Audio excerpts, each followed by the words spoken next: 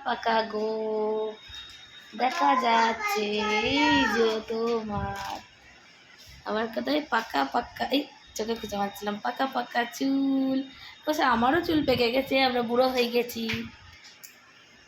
চুল পাকলে কি হবে মন পাকেনি মন কচি আছে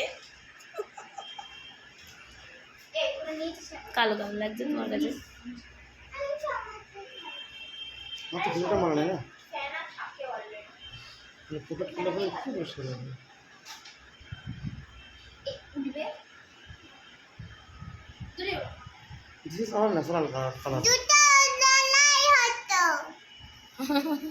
এখন কোথায় যাবে তোমরা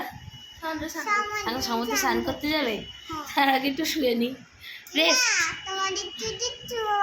আমি তো রেস্ট নিচ্ছি তাই জলে নামতে পারবি তো যা জল বাবা